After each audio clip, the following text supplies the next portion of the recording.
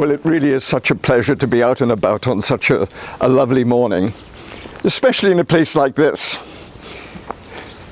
Iolo Morgannwg came here in 1798, and he described it as a salubrious village with clean air and cheerful views. He also said that the surrounding mountain soil was dry, fertile, and the very best for making corn. And he also gave us another clue, because he said, on hand there is plenty of coal. And where am I? Well, I'm in Llangynwyd, and it's one of those marvellous places in Wales where there's just so much history jam-packed into such a small area, into this tiny hilltop village in the middle of the Llynfi Valley.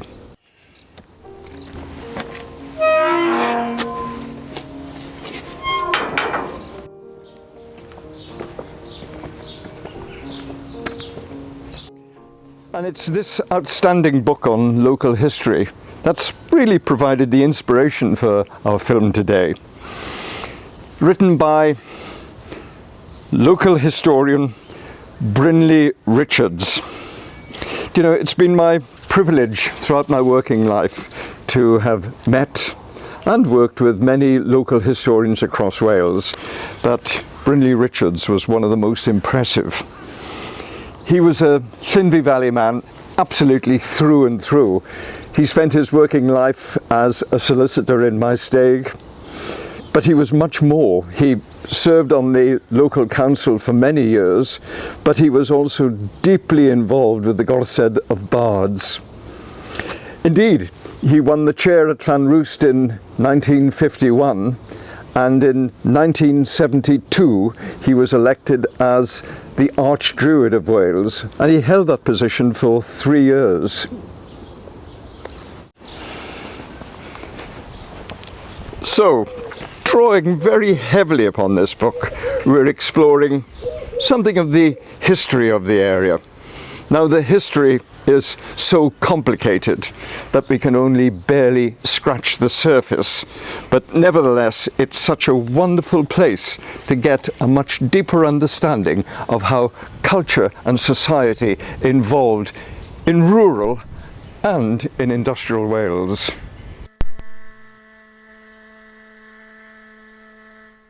This is a wonderful Mr. Square, the square mile. It's known as the Old Parish because it is one of the most deeply historic parishes in Wales. It's also called Tir Irall, the Earl's Land, because this whole area was once owned by the Earl of Gloucester. I know it's a cliche, but the past is indeed all around us. It can be here on the landscape, or it can be held in our memories.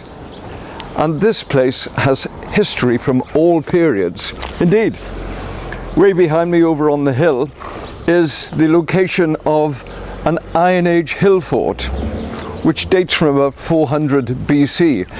A massive structure with a huge boundary inside which they kept their cattle, and of course the main dwelling area.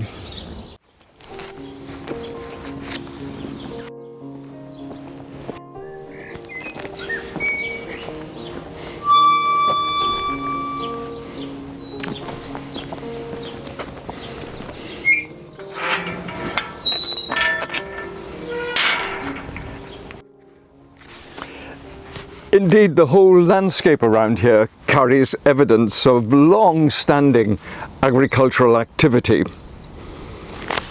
Just surrounding us, we can see traces, the remnants of the medieval open field systems.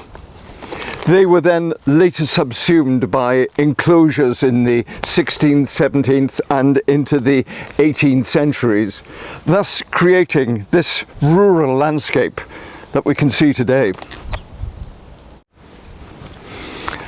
This was an area that was renowned for its hospitality, and one such place was Llwyd farm, which dates from the 16th, 17th centuries. There's a lovely quote about that farm.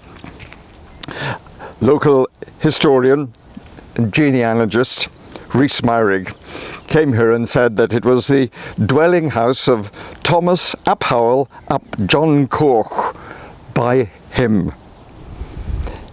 He also said it was a place where they had many, many good parties, where greatness and gentleness were accompanied by liquid hospitality such as mead or beer. I don't, however, think there was much hospitality shared in a site just behind me, hidden away in the trees and inaccessible. It's the site of a Norman castle that was founded in 1246. And in 1294 to 1295, here it was a place where many battles took place between the indigenous Welsh population and the incoming Anglo-Normans, because this area was on the edge, was on the line between what was known as the Englishry and the Welshry. In all this richness of history covering so many periods, we may well wonder, where were the ubiquitous Romans? Well, of course they were here, as is evidenced by the Bodvog stone, which originally stood on Margam Mountain. And now the original is in the Stone Museum in Margam itself, and it records 3 generations. It dates from about AD 550, and even though Roman rule ended about AD 383, the fact that some 170 years later their font and their language was still being used is an indication of their powerful influence. This place is really the history of Wales in microcosm. And of course, the central point of this village is this church dedicated to one of our Celtic saints. It's dedicated to St. Llangynwyd, who was here in the 6th century. But it's thought the only remnant of that period is the base of his crucifix, which is just here inside the porch.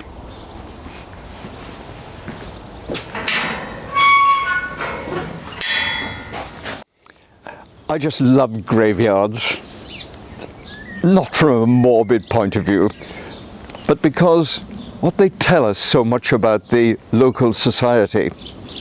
And this is really, really a superb example, because here we have many, many gravestones, a mixture of Welsh and a mixture of English. And we can also sometimes find gravestones which are bilingual in their own right. And very often you find that the details about the birth date and the death date are written in English, but the emotion or the religious quotes, they of course are written in Welsh. During the medieval period, this was one of the most important churches in the whole of South Wales. It served a really huge area, a massive parish, and therefore became the focal point for marriages and of course for burials. So much so that the actual burial area had to be extended several times. So it's now thought to be the largest private burial ground in the whole of Europe. This memorial is dedicated to many of the local notable people. And of course, one of the most well-known was Will Hopkin, the local poet. And he was known as Wilgoch Alad a Gerchin, Redhead Will of the Land of Oats. I think it's marvellous because wherever you go in Wales now, you can come across these interpretation panels, and they're so valuable because they very often give a potted history of the area. This one, of course, refers to the love story between Will Hopkin and Anne Thomas. So it's the old story. The couple were forbidden to meet, and Anne was locked in her bedroom, and she could only communicate to Will by writing using her own blood, writing love letters on dried sycamore leaves. Well, she was, of course, ultimately forced to marry a local solicitor, William Maddox. But she continued to love her Will, and ultimately died of a broken heart in Will's arms. He had rushed back to her from Bristol, having dreamt that William Maddox had died and she was free to marry, but alas, it wasn't to be. It was while he was apart from his beloved Anne that Will wrote Bugelio'r Gwenith Gwyn, Watching the White Wheat. It's now one of the most famous folk songs in Wales, and there are many, many superb versions of it. You know, the story of Will and Anne has very much entered the folklore of Wales. And in the early years of the last century, the famous filmmaker William Haggard of Aberdare actually made a full-length feature about the Maid of Cefn Ydfa.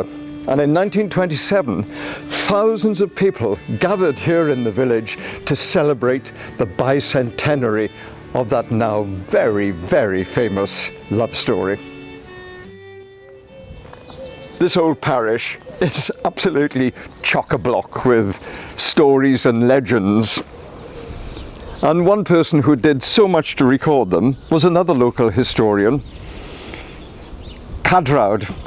He died in 1918, aged 72. So, for instance, if you were to spend New Year's Eve sitting in the porch of the church and listen carefully, you could hear a voice coming from the altar table speaking out the names of all those who are going to die in the following year. And if an owl hooted from one of the yews, that meant a local maiden had just lost her virginity. Llangynwyd was particularly well known for its services between Christmas and the New Year. For instance, if you came here early on Christmas morning between 4 a.m. and 5 a.m, there was the carol service, a poignant.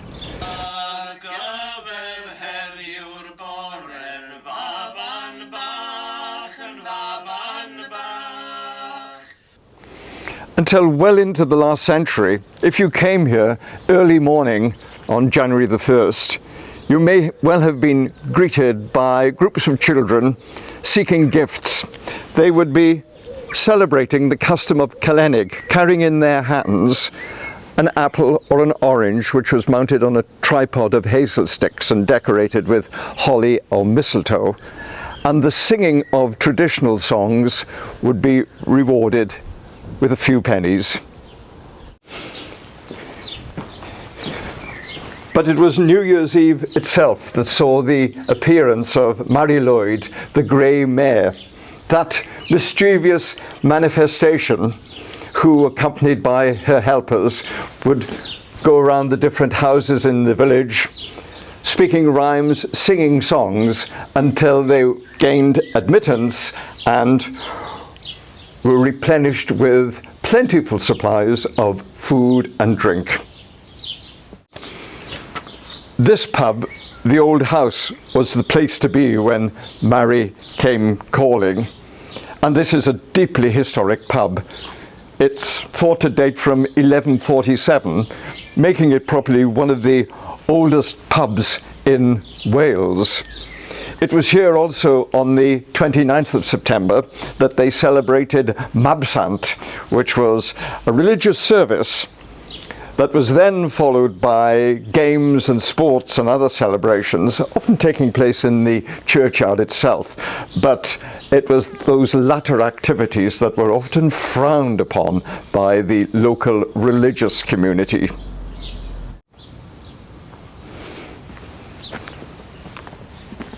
This is a really great village because within a stone's throw, or an inebriated stagger, is another venerable pub, the Corner House. And this has its own very, very interesting history, because originally it was a medieval tithe barn, and in the 1760s it was the site of Richard Jones's Welsh circulating schools. And it's recorded that Will Hopkin visited both establishments, singing songs and reciting his poetry. You know, history isn't always about beautiful landscapes or romantic ruined castles or ancient abbeys.